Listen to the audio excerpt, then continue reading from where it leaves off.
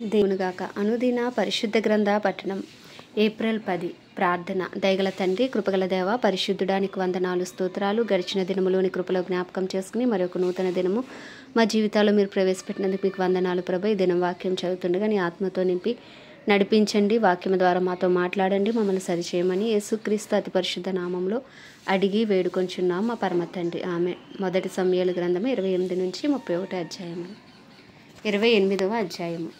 ఆ దినములలో ఫిలిస్తీయులు ఇశ్రాయేలీలతో యుద్ధము చేయవలనని సైన్యములను సమకూర్చి యుద్ధమునకు సిద్ధపడగా ఆకీషు దావీదును పిలిచి, నేను దండెత్తగా నీవును నీ జనులను నాతో కూడా యుద్ధమునకు బయలుదేరి రావాలనని పరిష్కారముగా తెలుసుకొనమనగా, దావీదు, నీ దాసుడనైన నేను చేయబో కార్యము ఏదో అది నీవు ఇప్పుడు తెలుసుకొందువనెను. అందుకు ఆకీషు, అలాగైతే నేను ఎప్పటికీ నాకు సంరక్షకుడుగా నిర్ణయింతుననెను. సమూయేలు మృతి పొందగా ఇశ్రాయేలీలు అతని గురించి విలాపము చేసి రామా అను అతని పట్టణములో అతని పాతిపెట్టి ఉండిరి. మరియు సౌలు కర్ణపిశాచము గలవారిని చిల్లంగి వారిని దేశంలో నుండి వెళ్ళగొట్టి ఉండెను. ఫిలిస్తీయులు దండెత్తి వచ్చి షునేములో దిగగా సౌలు ఇశ్రాయేలీలందరినీ సమకూర్చెను. వారు గిల్బోవాలో దిగిరి. సౌలు ఫిలిస్తీయుల దండును చూచి మనస్సునందు భయకంపము నొంది యెహోవా యొద్ద విచారణ చేయగా, యెహోవా స్వప్నము ద్వారా అయినను ఊరీము ద్వారానైనను ప్రవక్తల ద్వారానైనను ఏమీయూ సెలవీయక ఉండెను. అప్పుడు సౌలు, నా కొరకు మీరు కర్ణపిశాచము గల ఒక స్త్రీని కనుగొనుడి, నేను పోయి దాని చేత విచారణ చేతునని తన సేవకులకు ఆజ్ఞేయగా, వారు చిత్తము, ఎందోరులో కర్ణపిశాచము గల ఒకటి ఉన్నదని అతనితో చెప్పిరి. కాబట్టి సౌలు మారువేషము ధరించి వేరు బట్టలు తొడుగుకుని 2 మనుషులను వెంటబెట్టుకుని పోయి రాత్రివేళ ఆ స్త్రీ వద్దకు వచ్చి, కర్ణపిశాచము ద్వారా నాకు శకునము చెప్పి నాతో మాట్లాడుటగా నేను నీతో చెప్పువాని రప్పించమని కోరగా, ఆ స్త్రీ, ఇదిగో సౌలు చేయించినది నీకు తెలిసినది కాదా? కర్ణపిశాచము గలవారిని చిల్లంగి వారిని అతడు దేశంలో ఉండకుండా నిర్మూలము చేసిన కదా. నీవు నా ప్రాణము కొరకు ఉరియొగ్గి నాకు మరణ మేళ రప్పింతువని అతనితో అనెను. అందుకు సౌలు, యెహోవా జీవముతోడు దీనిని బట్టి నీకు శిక్ష ఎంత మాత్రము రాదని యెహోవా నామమున ప్రమాణము చేయగా, ఆ స్త్రీ, నీతో మాట్లాడుటకే నేను ఎవరిని రప్పింపవలెనని అడగగా, అతడు సమూయేలును రప్పింపవలెని అనెను. ఆ స్త్రీ సమూయేలును చూచినప్పుడు బిగ్గరగా కేకవేసి, నీవు సౌలువే, నీవు నన్ను ఎందుకు మోసపుచ్చితివని సౌలుతో చెప్పగా, రాజు, నీవు భయపడవద్దు, నీకేమి కనబడినదని ఆమెను అడగగా, ఆమె, దేవతలలో ఒకడు భూమిలో నుండి పైకి వచ్చుట నేను చూచుచున్నానెను. అందుకు అతడు ఏ రూపముగా ఉన్నాడని దాన్ని అడిగినందుకు, అది దుప్పటి కప్పుకొనిన ముసలివాడు ఒకడు పైకి వచ్చుచున్నాడనగా, సౌలు అతడు సమూయేలు అని తెలుసుకుని సాగిలపడి నమస్కారం చేసెను. సమూయేలు, నన్ను పైకి రమ్మని నీవెందుకు తొందర పెట్టితివని సౌలు అడగగా, సౌలు, నేను బహుశ్రమలో ఉన్నాను. ఫిలిస్తీయులు నా మీదకి యుద్ధమునకు రాగా దేవుడు నన్ను ఎడబాసి ప్రవక్తల ద్వారానైనను స్వప్నముల ద్వారానైనను నాకేమియో సెలవెక్కి ఉన్నాడు.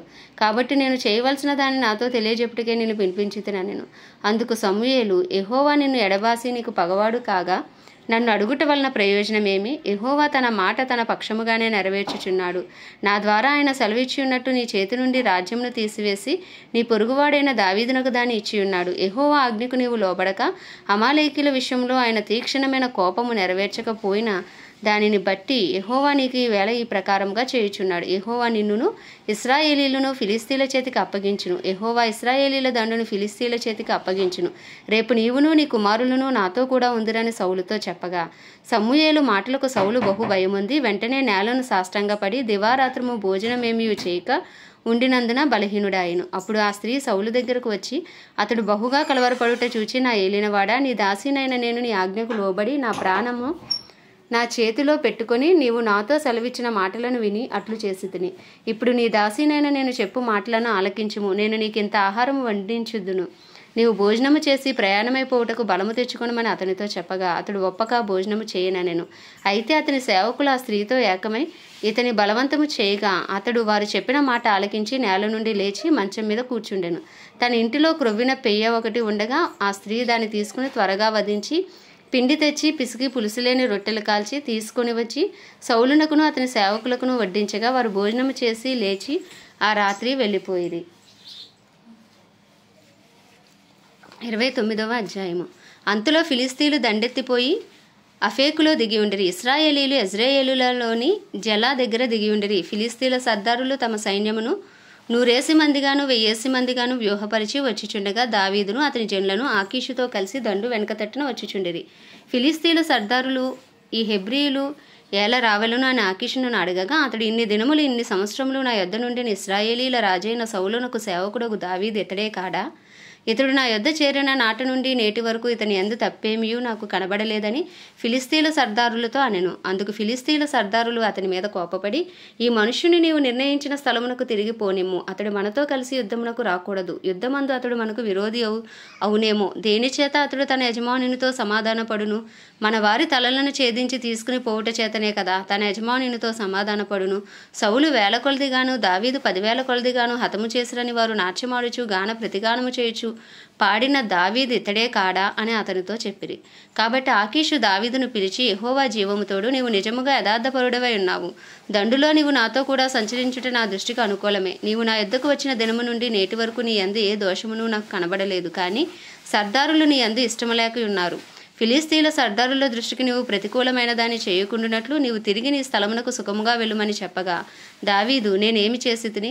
నా ఏలినవాడవగు రాజా, నీ శత్రువులతో యుద్ధము చేయటకే నేను రాకుండానట్లు నీ యొద్దకు వచ్చిన దినము నుండి నేటి వరకు నీ దాసుడినై నా యందు తప్పేమి కనబడినని ఆకీషుని అడిగాను. అందుకు ఆకీషు, దైవదూత వలె నీవు నా దృష్టికి కనబడుచున్నావని నేను ఎరుగుదును. కానీ ఫిలిస్తీన్ల సర్దారులు ఇతడు మనతో కూడా యుద్ధమునకు రాకూడదని చెప్పుచున్నారు.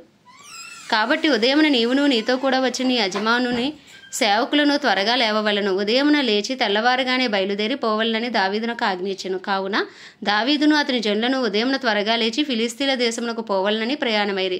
ఫిలిస్తీన్లు దండెత్తి యెజ్రెయేలునకు పోయిరి. 30వ అధ్యాయము. దావీదును అతని జనులను 3వ దినమందు సిక్లగునకు వచ్చిరి. అంతలో అమాలేకీయులు దండెత్తి దక్షిణ దేశం మీదను సిక్లగు మీదను పడి కొట్టి దానిని తగలబెట్టి గనులనేమి అల్పులనేమి అందులోనున్న ఆడువారిని అందరినీ చెరపట్టుకుని చంపక వారిని తీసుకుని వెళ్ళిపోయి ఉండిరి. దావీదును అతని జనులను పట్టణమునకు వచ్చి అది కాల్చబడి ఉండుటయు తమ భార్యలను కుమారులను కుమార్తెలను చెరలోనికి కొనిపోబడి ఉండుటయు చూచి ఇక ఏడ్చుటకు శక్తి లేకపోవునంత బిగ్గరగా ఏడ్చిరి. యెజ్రెయేలీయురాలైన అహీనోయాము, కర్మేలీయుడైన నాబాలు భార్య అయిన అబీగయీలు అను దావీదు 2 భార్యలను చెరలోనికి కొనిపోబడగా చూచి దావీదు మిక్కిలి దుఃఖపడెను. మరియు తమ తమ కుమారులను బట్టి కుమార్తెలను బట్టి జనులకందరికీ ప్రాణము విసికినందున రాళ్ళు రువ్వి దావీదును చంపుదుము రండని వారు చెప్పుకొనగా, దావీదు తన దేవుడైన యెహోవాను బట్టి ధైర్యము తెచ్చుకొనెను. పిమ్మట దావీదు ఎఫోదు తెమ్మని యాజకుడగు అహీమెలెకు కుమారుడైన అబ్యాతారుతో చెప్పగా, అబ్యాతారు ఎఫోదును దావీదు నొద్దకు తీసుకుని వచ్చెను. నేను ఈ దండును తరిమిన యెడల దాన్ని కలుసుకొందునా అని యెహోవా యొద్ద దావీదు విచారణ చేయగా, యెహోవా, తరుము, నిశ్చయముగా నీవు వారిని కలుసుకొని తప్పక నీ వారినందరినీ దక్కించుకొందువని సెలవిచ్చెను. కాబట్టి దావీదు అతని యొద్దనున్న 600 మందిను బయలుదేరి బెసోరు వాగుగట్టుకు రాగా వారిలో 200 మంది వెనుక దిగి విడవబడిరి. దావీదును 400 మందిను ఇంకా తరుముచూపోయిరి. గాని ఆ 200 మంది అలసట పడి బెసోరు వాగు దాటలేక ఆగిరి. ఆ 400 మంది పోవుచుండగా పొలంలో ఒక ఐగుప్తీయుడు కనబడెను. వారు దావీదు నొద్దకు వాడిని తోడుకుని వచ్చి వాడు 3 రాత్రింబగళ్ళు అన్నపానములేమీ పుచ్చుకొనలేదని తెలుసుకొని వానికి భోజనము పెట్టి దాహమిచ్చి అంజూరపు అడలోని ముక్కను 2 ద్రాక్షగెలను వానికి ఇచ్చిరి. వాడు భోజనము చేసిన తర్వాత వాని ప్రాణము తెప్పరిల్లగా దావీదు, నీవు ఏ దేశపు వాడువు, ఎక్కడి నుండి వచ్చితివని అడిగాను. అందుకు వాడు, నేను ఐగుప్తుడినై పుట్టి అమాలేకుడైన ఒకనికి దాసుడనైతిని. 3 దినముల క్రిందట నేను కాయిలా పడగా నా యజమానుడు నన్ను విడిచిపెట్టిపోయాను. మేము దండెత్తి కెరేతీయుల దక్షిణ దేశమునకును యూదా దేశమునకును కాలేబు దక్షిణ దేశమునకును వచ్చి వాటిని దోచుకొని సిక్లగును కాల్చివేసితమని చెప్పాను. ఆ దండును కలుసుకొంటకే నీవు నాకు దోవ చూపుదవా అని దావీదుని వారిని అడుగగా, వాడు, నేను నిన్ను చంపననియు నీ యజమానుని వశము చేయననియు దేవుని బట్టి నీవు నాకు ప్రమాణము చేసిన యెడల ఆ దండును కలుసుకొంటకు నీకు దోవ చూపుదునా నేను. తరువాత వాడు వారి దగ్గరకు దావీదును నడిపింపగా ఫిలిస్తీన్ల దేశంలో నుండి యూదా దేశంలో నుండి తాము దోచి తెచ్చి కొనిన సొమ్ముతో తులదూగుచు వారు ఆ ప్రదేశం అంతటా చెదిరి అన్నపానములు పుచ్చుకొనుచు ఆటపాటలు సలుపుచుండిరి. దావీదు సంగతిని గ్రహించి సంధ్యవేళ మొదలుకుని మర్నాటి సాయంత్రం వరకు వారిని హతము చేయుచుండగా ఒంటెల మీద ఎక్కి పారిపోయిన 400 మంది యవనులు తప్పించుకొనిన వాడు ఒకడునూ లేకపోయిను. ఈలాగున దావీదు అమాలేకులు దోచుకుని పోయిన దానంతటిని తిరిగి తెచ్చుకొనెను. మరియు అతడు నా 2 భార్యలను రక్షించెను. కుమారులనేమి కుమార్తెలేమి దోపుడు సొమ్మేమి వారు ఎత్తుకొని పోయిన దాని అంతటిలో కొద్దిదేమి గొప్పదేమి ఏదియూ తక్కువ కాకుండా దావీదు సమస్తమును రక్షించెను. మరియు దావీదు అమాలేకీయుల గొర్రెలన్నిటినీ గొడ్లన్నిటినీ పట్టుకొనెను. ఇవి దావీదునకు దోపుడు సొమ్మని జనులు మిగిలిన తమ సొంత పశువులకు ముందుగా వీటిని తోలిరి. అలసట చేత దావీదును వెంబడించలేక బెసోరు వాగు దగ్గర నిలిచిన ఆ 200 మంది యొద్దకు దావీదు పోగా వారు దావీదును అతని యొద్దనున్న జనులను ఎదుర్కొనుటకే బయలుదేరి వచ్చిరి. దావీదు ఈ జనుల యొద్దకు వచ్చి వారి యోగక్షేమం అడుగగా దావీదుతో కూడా వెళ్ళిన వారిలో దుర్మార్గులను పనికిమాలిన వారినైనా కొందరు వీరు మనతో కూడా రాక నిలిచిరు గనుక తమ భార్యలను పిల్లలను తప్ప మనకు మరలా వచ్చిన దోపుడు సొమ్ములో మనమేమీ వీరికి ఇయ్యము, తమ భార్యా పిల్లలను వారు తీసుకుని పోవచ్చనిరి. అందుకు దావీదు వారితో ఇట్లా నేను, నా సహోదరులారా, యెహోవా మనలను కాపాడి మన మీదకు వచ్చిన ఈ దండును మనకు అప్పగించి మనకు దయచేసిన దాని విషయంలో మీరు ఇలాగు చేయకూడదు. మీరు చెప్పినది ఎవరు ఒప్పుకొందురు? యుద్ధమునకు పోయిన వాని భాగమెంతో సామానునొద్ద నిలిచిన వాని భాగము అంతే అని వాడుక మాట. అందరూ సమముగానే పాలు పంచుకుందురు కదా.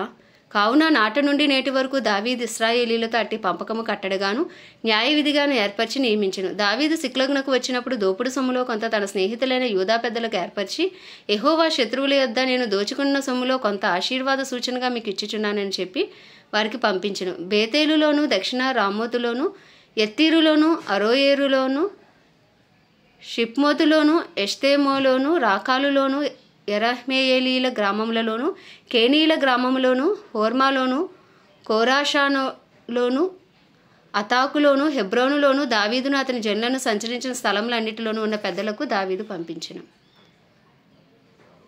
31వ అధ్యాయం. అంతలో ఫిలిస్తీన్లు ఇశ్రాయేలీలతో యుద్ధము చేయగా ఇశ్రాయేలీలు ఫిలిస్తీన్ల ఎదుట నుండి పారిపోయిరి. గిల్బోవా పర్వతము వరకు ఫిలిస్తీన్లు వారిని హతము చేయుచు సౌలును అతని కుమారులను తరుముచు యోనాతాను, అబీనాదాబు, మెల్కీషూవా అను సౌలు యొక్క కుమారులను హతము చేసిరి. యుద్ధంలో సౌలు ఓడిపోవచ్చుండగా అతడు అంబులు వేయు వారి కంటబడి వారి చేత బహు గాయములు నొందెను. అప్పుడు సౌలు, సున్నతి లేని వీరు వచ్చి నన్ను పొడిచి అపహాస్యము చేయకుండానట్లు నీ కత్తి దూసి దాని చేత నన్ను పొడవుమని తన ఆయుధములను మోయువానితో చెప్పగా అతడు భయము చేత అలాగూ చేయనొల్లకుండెను. గనుక సౌలు తన కత్తి పట్టుకుని దాని మీద పడెను.